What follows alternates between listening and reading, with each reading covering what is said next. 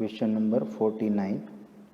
જેમના ઉષ્મીય અવરોધો R1 અને R2 છે તેવા બે સળિયાને સમાંતરમાં જોડતા સમતુલ્ય ઉષ્મીય અવરોધ ખાલી જગ્યા થાય.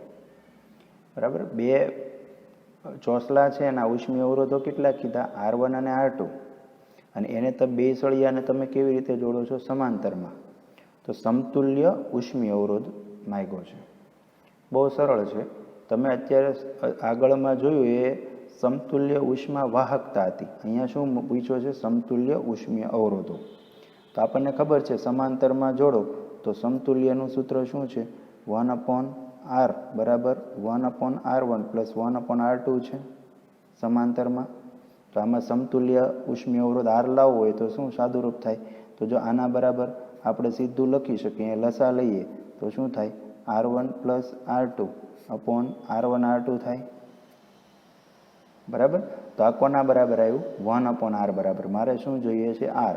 તો જો વ્યસ્ત લઈ લઉં તો આ થયું R. તો અહીંયા વ્યસ્ત લઈએ તો શું થાય? R1 R2 છેદમાં R1 પ્લસ R2. બરાબર. એટલે આ સમતુલ્ય ઉષ્મીય અવરોધનું R1 અને R2ના પદમાં સૂત્ર છે. એટલે આન્સર શું આવશે? એ. બરાબર. એટલે સમાંતરમાં યાદ રાખજો 4 સૂત્ર થયા. સમતુલ્ય ઉષ્મીય ઉષ્માવાહકતા છે, સમતુલ્ય ઉષ્મીય અવરોધ છે. બરાબર. તો બે અવરોધના સૂત્ર, બે ઉષ્માવાહકતાના સૂત્ર. તો હવે હું ઉષ્મીય અવરોધના સૂત્ર લઉં છું. એટલે આ સમાંતર માટે છું. બરાબર. શ્રેણી માટે તો ખબર છે આપણને, બે ઉષ્મીય અવરોધનો શું થાય? સરવાળો જ થાય. આ સમાંતરનું સૂત્ર છે. તો જો શ્રેણીવાળું આપણે લઈ લઈએ 50 નંબરના MCQમાં. તો એવું કીધું છે બે સુવાહકો A અને B ના ઉષ્મીય અવરોધ અનુક્રમે RHA, એ માટે ઉષ્મીય અવરોધ RHA એ પહોંચે 100 કિલોવોટ ઇનવર્સ, અને RHB બી માટે ઉષ્મીય અવરોધ છે 200 કિલોવોટ ઇનવર્સ. તો સોરી, કિલોવોટ નથી, આ કેલ્વિન છે. ઉષ્મીય અવરોધનો એકમ શું છે? કેલ્વિન પર વોટ છે.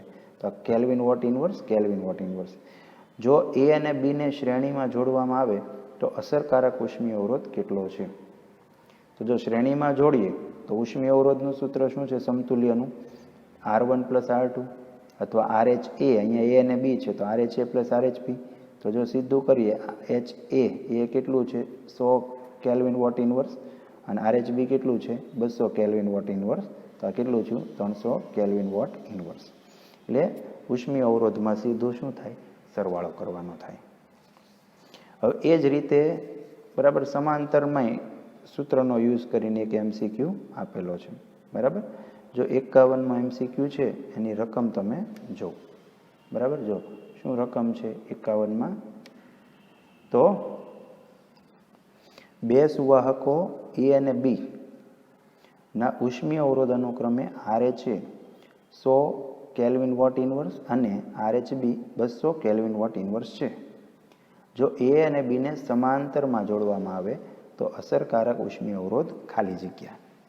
બરાબર. તો તમને A અને B બે પદાર્થોના ઉષ્મીય અવરોધો આપેલા છે, અને બંને પદાર્થને તમે શેમાં જોડ્યા? સમાંતર જોડાણમાં. તો તમારે સમતુલ્ય ઉષ્મીય અવરોધ કહેવાનો છે.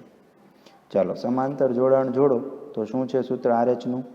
RH એ આપણે લખીએ સમતુલ્ય ઉષ્મીય અવરોધનું R1 R2 upon R1 plus R2. બરાબર. આપણે હમણાં તારું. બરાબર. તો હવે એ પ્રમાણે આપણે વિચારીએ. જો એટલે RH બરાબર અહીંયા એણે એવું આના પ્રમાણે લખ્યું છે RHA RHB upon RHA plus RHB. અને RHA અને RHBની કિંમત મૂકો તો 100 અને 200 છે એટલે 100 ગુણ્યા 200 છેદમાં 100 વત્તા 200 એટલે 300 લખ્યા. તો આ શું થાય? મીંડા કેન્સલ કરી દો તો 200 છેદમાં 3 કેલ્વિન પર વોટ. એટલે આન્સર આપણો એ થશે 54. એક સંપૂર્ણ કાળો પદાર્થ T કેલ્વિન તાપમાને 1 મીટર સ્ક્વેર ક્ષેત્રફળ દીઠ 1 સેકન્ડમાં E જેટલી વિકિરણ ઉર્જાનું ઉત્સર્જન કરે છે. જો તેનું તાપમાન અડધું કરવામાં આવે તો વિકિરણ ઉર્જાનું મૂલ્ય ખાલી જગ્યા થાય. બરાબર. શું કીધું? સંપૂર્ણ કાળા પદાર્થની વાત છે. ચાલો, પહેલાં એ કેટલા તાપમાને છે? T કેલ્વિન તાપમાને. ત્યારે 1 મીટર સ્ક્વેર ક્ષેત્રફળ દીઠ 1 સેકન્ડમાં કેટલી ઉર્જા? E જેટલી વિકિરણ ઉર્જાનું ઉત્સર્જન કરે છે.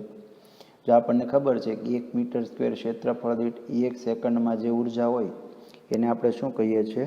કુલ ઉત્સર્જન પાવર, જેને આપણે ડબલ્યુ વડે દર્શાવતા. બરાબર, આ સ્ટીફન બોલ્ટ્ઝમેનના નિયમ આધારિત એમસીક્યુ છે. તો અહીંયા તમને કુલ ઉત્સર્જન પાવર આપેલો છે, કેટલો? E જેટલો. ક્યારે? ટી કેલ્વિન તાપમાન. એટલે આપણે ધારી લઈએ, ચલે છે એનો દાખલો છે, તો પહેલાં તાપમાન T1, અંતિમ તાપમાન પદાર્થનું T2 લઈએ. સ્ટાર્ટિંગમાં કુલ ઉત્સર્જન પાવર W1 કહીએ, અંતે W2 કહીએ. તો જો વેલ્યુ કેટલી થશે? તો હાલો, શરૂઆતમાં પદાર્થ કેટલા તાપમાને છે? ટી કેલ્વિન તાપમાને.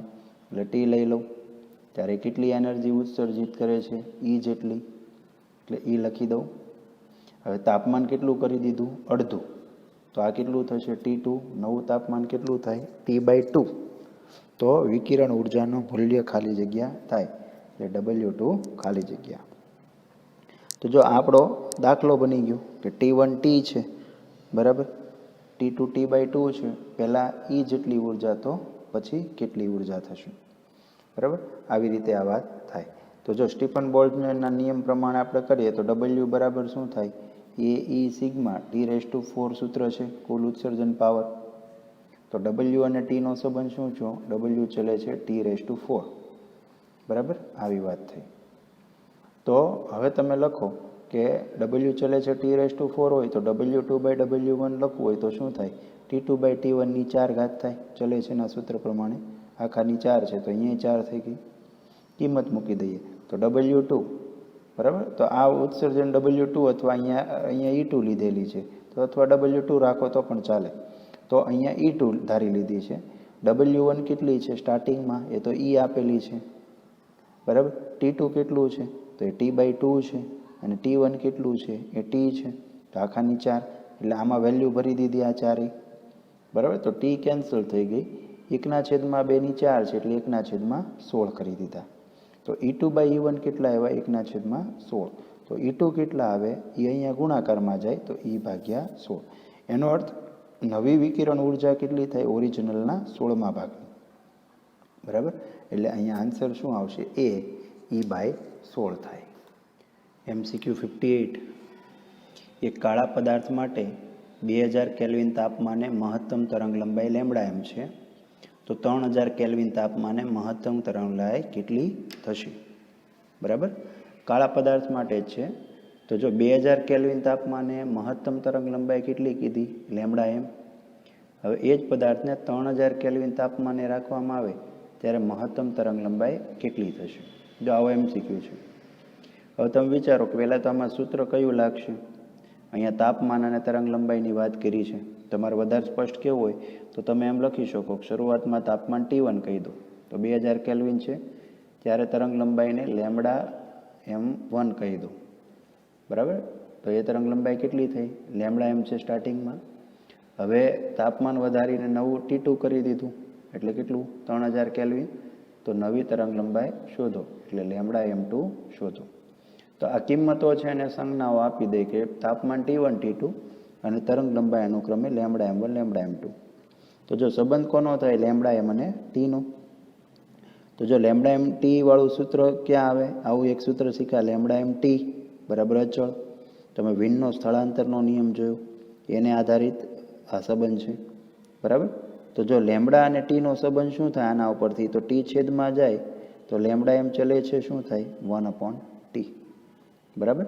તો λm ચલે છે 1/T થાય. તો હવે સૂત્ર બની ગયું, λm2 કરીએ અપોન λm1 કરીએ તો વ્યસ્ત સંબંધ છે, એટલે અહીંયા 2/1 છે, તો અહીંયા શું આવે? 1/2, એટલે T1/T2. તો ચારેય કિંમત ભરી દઈએ. λm2 તો શોધવાના છે, λm1 એને λm કહી દો. T1 કેટલું છે?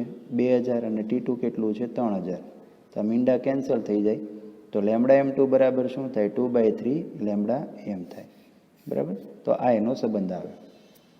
એ જ રીતે 65 લઈએ કે ઓરડાના તાપમાને રહેલા પદાર્થનું તાપમાન 85°C થી 80°C થતાં 5 મિનિટ લાગે છે. તો પદાર્થનું તાપમાન 80°C થી 75°C થવા માટે લાગતો સમય ખાલી જગ્યા થશે કેટલો? કે ભાઈ 5 મિનિટ થાય, 5 મિનિટ કરતાં વધારે થાય, 5 મિનિટ કરતાં ઓછો થાય, 5 મિનિટ કરતાં ઓછો કે વધુ થાય, બરાબર. તો જો પહેલું તાપમાન ક્યાંથી ક્યાં ગયું? 85 થી 80, એટલે જો 5 ડિગ્રી ઘટ્યું ને તો એ ઘટવા માટે કેટલો સમય લાગ્યો? આ ગેપ કેટલો થયો? એટલો થવા માટે 5 મિનિટ થઈ ગયું. હવે તાપમાન કેટલું થાય છે? 80 થી 75, એટલે કેટલું થયું? એ પણ 5 ડિગ્રીનો ડિફરન્સ પડ્યો. તો હવે સમય કેટલો લાગશે? ટૂંકમાં ગરમ હતું પહેલું 5 સેલ્સિયસ ઘટવા માટે 5 મિનિટ લાગી, બીજી 5 અંશ સેલ્સિયસ ઘટવા માટે કેટલો સમય લાગે? તો જો હંમેશા એ સમય કેટલો લાગશે? 5 મિનિટ કરતાં વધારે લાગશે. કેમ વધારે લાગશે? તમે એમ દલીલ કરો કે ભાઈ ટેમ્પરેચર તો 5 અંશ સેલ્સિયસ જ 2 વાર ઘટ્યું છે, તો સરખું જ તાપમાન ઘટવું છે તો સમય સરખો જ લાગવો જોઈએ ને. પણ નહીં, એવું નથી. તમે ન્યૂટનનો શીતનનો નિયમ બરાબર સમજો. એમાં મેં શું કીધું હતું? આવું એક વિધાન લખાયું હતું, ડીટી બાય ડીટી ચલે છે ટી માઇનસ ટીએસ. કે ભાઈ ડીટી બાય ડીટી એટલે શું? તાપમાનના ઘટાડાનો દર છે એ હંમેશા પદાર્થ અને પરિસરના તાપમાનના તફાવતના સમપ્રમાણમાં હોય. બરાબર? એટલે આનો અર્થ મેં સમજાયો કે જેમ ટેમ્પરેચર ડિફરન્સ વધુ એમ તાપમાન ઘટાડાનો દર કેવો? વધુ. તાપમાન ઝડપથી ઘટે. બરાબર? એટલે ડિફરન્સ નક્કી કરે પદાર્થ અને પરિસરના તાપમાનનો તફાવત. એ ડિફરન્સ નક્કી કરે કે કેટલી ઉષ્મા ગુમાવશે. જો ડિફરન્સ વધુ તો વધુ ઉષ્મા ગુમાવશે, ફાસ્ટ તો જલ્દી ઠંડો પડશે. બરાબર? તો અહીંયા જો પહેલાં 80 ગણીએ અને પછી 75 ગણીએ અને ધારી લઈએ કે પરિસરનું તાપમાન 30 અંશ સેલ્સિયસ છે, વાતાવરણ અત્યારે 30 અંશ સેલ્સિયસ છે, તો 80 અને 30 હોય ત્યારે ડિફરન્સ કેટલો થયો? 50. બરાબર? ત્યારે એ 50 પ્રમાણે ઉષ્મા ગુમાવશે. પણ જ્યારે 80માંથી 75 છું તો હવે આ ડિફરન્સ કેટલો થઈ ગયો? વાતાવરણનું તો 30 રહેવાનું છે, આપણો પદાર્થ 80થી 75 આવી ગયો, તો 30 અને 75 તો ડિફરન્સ કેટલો થયો? 45. તો જેમ જેમ પદાર્થ ઠંડો પડે, સમજો, જેમ જેમ પદાર્થ ઠંડો પડતો જાય એનું તાપમાન છે વાતાવરણના તાપમાનની નજીક નજીક આવતું જાય. અને નજીક નજીક આવતું જાય એટલે ડિફરન્સ શું થાય? ઘટતો જાય. ડિફરન્સ ઘટે તો ઉષ્મા ગુમાવવાનો દર શું થાય? ઘટે. એટલે ધીમે ધીમે ઉષ્મા ગુમાવે. અને જો ધીમે ધીમે ઉષ્મા ગુમાવે તો એને ઠંડો પડતા શું થાય? વાર લાગે. સમજાણું? એટલે ભલે સરખો ટેમ્પરેચર ડિફરન્સ આપ્યો હોય, ભલે 10-10 ડિગ્રી સમય 10-10 ડિગ્રી ટેમ્પરેચર ઘટતું હોય, પણ દરેક 10 ડિગ્રી ઘટવા માટે જે સમય લાગશે એ સમય વધુ ને વધુ થતો જશે. પહેલી 10 ડિગ્રી જે સમયમાં ઘટી ગઈ, બીજી 10 ડિગ્રી એ સમયમાં ઘટશે નહીં, એને વધારે સમય લાગશે. તો આ રીતે શીતનનો નિયમ કામ કરે છે. 67. અચળ કદ વાયુ થર્મોમીટરમાં તાપમાનને દબાણના વિધેય રૂપે ટીપી બરાબર એ ઇન્ટુ પી વડે રજૂ કરી શકાય. સૂત્રમાં આવતા અચળાંકનો એકમ જણાવો. બરાબર? જો શું કીધું કે એક થર્મોમીટર છે, એમાં તાપમાન અને દબાણનો સંબંધ શું છે? ટી બરાબર એ ઇન્ટુ પી. બરાબર? જો એમાં આ ટી છે એ તાપમાન છે અને પી શું છે? દબાણ છે. એ કોઈ અચળ છે. આ અચળનો એકમ તમારે કહેવાનો છે. ચાલો, તો તમે પારિમાણિક વિશ્લેષણથી કરી શકો. તો જો એ બરાબર તમે શું લખી શકો? ટીના છેદમાં પી. હવે તમને ખબર છે એકમ તમારે લખવો છે, તો ટી શું હતું? તાપમાન. તો એનો એકમ શું લખીએ? કેલ્વિન. અહીંયા જો ઓપ્શનમાં બધે કેલ્વિન જ છે, સેલ્સિયસ નથી, તો કેલ્વિન વિચારો. અને દબાણનો એકમ શું થાય? પાસ્કલ. પી દબાણ છે તો શું છું? કેલ્વિન પર પાસ્કલ અથવા કેલ્વિન પાસ્કલ ઇન્વર્સ. તો નાનો એવો એમસીક્યુ છે. એવી જ રીતે આ માહિતીલક્ષી એમસીક્યુ છે 79. એવું કીધું, આઇસોટ્રોપિક પદાર્થ માટે કદ પ્રસરણાંક એ ખાલી જગ્યા. કદ પ્રસરણાંક રેખીય પ્રસરણાંક જેટલો હોય, રેખીય પ્રસરણાંકથી બમણો હોય, રેખીય પ્રસરણાંકથી 3 ગણો હોય, રેખીય પ્રસરણાંક સાથે સંબંધ ધરાવતો નથી. તો આપણને ખબર છે કદ પ્રસરણાંક અને રેખીય પ્રસરણાંકનો સંબંધ શું? તો ગેમા બરાબર શું થાય? 3 આલ્ફા થાય. બરાબર? જો અહીંયા કદ પ્રસરણાંકની જગ્યાએ પૃષ્ઠ પ્રસરણાંક હોય તો શું થાય? તો આપણે બીટા બરાબર લખતા હતા 2 આલ્ફા. બરાબર? રેખીય પ્રસરણાંક હોય તો આલ્ફા, પૃષ્ઠ હોય તો 2 આલ્ફા અને કદ હોય તો 3 આલ્ફા. અને આ આઇસોટ્રોપિક એટલે શું? કે ભાઈ બધી દિશામાં પદાર્થ એક સરખી વર્તણૂક ધરાવે છે. કે ભાઈ કોઈ લંબઘન ચોસલું અથવા સમઘન ચોસલું છે અને ગરમ કરો તો એની લંબાઈ જેટલી વધશે એટલી જ પહોળાઈ વધશે, એટલી જ એની જાડાઈ વધશે. તો એ પદાર્થ કેવો થયો? આઇસોટ્રોપિક થાય. તો કદ પ્રસરણાંક હંમેશા રેખીય પ્રસરણાંક કરતાં 3 ગણો હોય. એક બીકરમાં 4 अंश તાપમાને સંપૂર્ણપણે પાણી ભરેલું છે. હવે તાપમાન 1 અંશ સેલ્સિયસ કરવામાં આવે તો એ બીકરમાંથી પાણી છલકાય છે, બી બીકરમાંથી પાણી છલકાતું નથી, સી બીકરમાં પાણીની મૂળ સપાટીમાં ફેરફાર થતો નથી, ડી બીકરમાંના પાણીનો બરફ થાય છે. બરાબર. તો જો શું થશે, તો 4 અંશ સેલ્સિયસે અત્યારે પાણી છે, એનું તાપમાન ઘટાડીને કેટલું કરવાનું છે, 1 અંશ સેલ્સિયસ કરવાનું છે. તો આપણને ખબર છે કે પાણીનું તાપમાન 4 અંશ સેલ્સિયસ કરતાં ઘટાડીએ તો આપણને ખબર છે પાણી અનિયમિત કદ પ્રસરણ ધરાવે છે. તો માહિતીમાં જો કે 4 અંશ સેલ્સિયસ કરતાં તાપમાન ઘટે તો પાણીનું કદ શું થાય, વધે. એટલે પાણીનું કદ વધી ગયું. જ્યારે બીકર ઘન પદાર્થ છે તો બીકરનું કદ શું થશે, ઘટશે. બીકરમાં નિયમિતતા છે, બીકરમાં જેમ તાપમાન ઘટે એમ કદ શું થશે, ઘટશે. તો જો અહીંયા પાણી છે એનું કદ શું થયું, વધ્યું. અનિયમિતતાને કારણે બીકરનું કદ શું થયું, ઘટ્યું. તો પાણી શું થાય, છલકાવાનું છે. એટલે બીકરમાંથી પાણી શું થાય, છલકાય. 80 નંબર, એક સ્ફટિકનો એક દિશામાં રેખીય પ્રસરણાંક α1 છે તો તેને બધી જ લંબ દિશામાં રેખીય પ્રસરણાંક α2 હોય તો સ્ફટિકનો કદ પ્રસરણાંક કેટલો થશે. બરાબર. શું કીધું કે કોઈ સ્ફટિક છે, માની લો આવી રીતે લંબઘન ટુકડો અથવા સમઘન ટુકડો કોઈ પદાર્થનો આપણે ધારી લઈએ તો એનો કોઈ એક દિશામાં રેખીય પ્રસરણાંક કેટલો છે, α1. આ પ્રસરણાંક આપણે લીધો α1 અને એને બાકીની બધી જ લંબ દિશામાં રેખીય પ્રસરણાંક કેટલો છે, α2. એટલે બધી જ લંબ એટલે શું, દાખલા તરીકે આ એક્સ અક્ષ ધારી લો તો અહીંયા તમે વાય અક્ષની કલ્પના કરી શકો, ઝેડ અક્ષની કલ્પના કરી શકો. તો અહીંયા રેખીય પ્રસરણાંક α2 છે, અહીંયા કેટલો છે, α2 છે. એટલે આ સિવાયની બાકીની દિશામાં રેખીય પ્રસરણાંક કેટલો છે, α2 છે. તો કદ પ્રસરણાંક જોઈએ છે. તો જો કદ પ્રસરણાંક કઈ રીતે મળે, તો આપણે કદ વિશે વિચારીએ. કદનું સૂત્ર શું છે, લંબાઈ ઇન્ટુ ક્ષેત્રફળ. સંજ્ઞામાં લખવું હોય તો v બરાબર L ઇન્ટુ એ. બરાબર. કદ v બરાબર L ઇન્ટુ એ. હવે આપણે અહીંયા વિકલન કરીએ. બરાબર. આ સૂત્રનું તો જો વિકલન શું થાય, તો આપણે લખીએ વીનો ફેરફાર લખીએ ડેલ્ટા વી. તો જો અહીંયા બનશે L ડેલ્ટા એ પ્લસ એ ડેલ્ટા એલ. જો આ શું કર્યું વિકલન માટે, કે અહીંયા તમને ખબર છે વિકલન હંમેશા બે પદનો ગુણાકાર હોય તો કઈ રીતે થાય, તો એક પદ અચળ બીજાનું વિકલન વત્તા બીજું પદ અચળ પહેલાંનું વિકલન. આ પ્રમાણે વારાફરતી વિકલન થાય.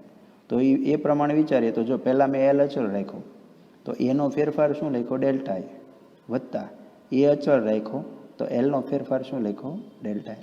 અહીંયા તમે વિચારી લો કોઈ વસ્તુ માટે વિકલન છે, ધારો કે ડેલ્ટા ટી ટેમ્પરેચર સાપેક્ષે વિકલન છે, તો અહીંયા delta T delta T delta T એવી કલ્પના કરી શકો. બરાબર. બધાનો ફેરફાર કોઈ એક જ સરખી રાશિ માટે છે એવું તમે કરી શકો. બરાબર. તો પછી એ કેન્સલ થવાના છે એટલે સીધું મેં ડેલ્ટા ડેલ્ટા લખ્યું છે. હવે આ ડેલ્ટા વી બરાબર એલ ડેલ્ટા એ પ્લસ એ ડેલ્ટા એલ છે એને વી બરાબર એ એલ વડે ભાગી નાખીએ. બધાને જો એ એલ વડે આપણે શું કરીએ, ભાગી નાખીએ. બરાબર. તો અહીંયા વી એલ એટલે વી જ થઈ ગયું. અહીંયા એ ઇન્ટુ એલ નથી લખતો, વી લખું છું. તો જો અહીંયા એલ એલ કેન્સલ થઈ ગયું, અહીંયા એ કેન્સલ થઈ ગયું. એટલે શું બન્યું, ડેલ્ટા એ બાય એ બન્યું, ડેલ્ટા એલ બાય એલ બન્યું, આ ડેલ્ટા વી બાય વી બન્યું. બરાબર. તો જો અહીંયા શું થશે, ડેલ્ટા વી બાય વી એટલે કદ પ્રસરણ થયું. બરાબર. કદમાં આંશિક ફેરફાર થયું. તો ડેલ્ટા એ અહીંયા કિંમત મૂકીએ તો ડેલ્ટા એલ બાય એલ શું લખાય, α1. આપણે કીધું કે એક દિશામાં રેખીય પ્રસરણાંક α1 છે, તો આ એલ એક દિશામાં આપણે આ લઈ લીધો અને એ સિવાયની જે દિશા છે આ બે. બરાબર. તો અહીંયા આપણને પૃષ્ઠ પ્રસરણાંક મળ્યો. તો ત્યાં રેખીય પ્રસરણાંક કેટલો છે, α2 છે. પણ અહીંયા ડેલ્ટા એ બાય એ એટલે મારે પૃષ્ઠ પ્રસરણાંક લખવાનો છે ને. તો પૃષ્ઠ પ્રસરણાંક રેખીય પ્રસરણાંક કરતાં કેટલો હોય, ડબલ. તો ત્યાં મેં શું લખ્યું, 2α2. એટલે લંબાઈની દિશામાં લંબાઈ ગણીએ, આ બાકીની દિશામાં α2 છે, તો અહીંયા રેખીય α1 લઈ લીધો અહીંયા. તો અહીંયા પૃષ્ઠ છે તો એ કેટલો લીધો, 2α2. એટલે આપણી પાસે આન્સર મળે બરાબર α1 + 2α2. તો મિત્રો આ સાથે અગત્યના જેટલા MCQ છે આ ચેપ્ટરના એ મેં તમને કરાવી દીધા. બાકીના મેં તમને કીધું એમ બરાબર કે તમે તમારી રીતે ટીક કરજો. ઝૂમમાં કે કોઈ રીતે જો ગોઠવાય પોસિબલ હોય તો હું તમને એના આન્સર આપીશ અને તમારી રીતે આ ચેપ્ટર સરસ રીતે તૈયાર કરજો. બરાબર. Good bye, C you.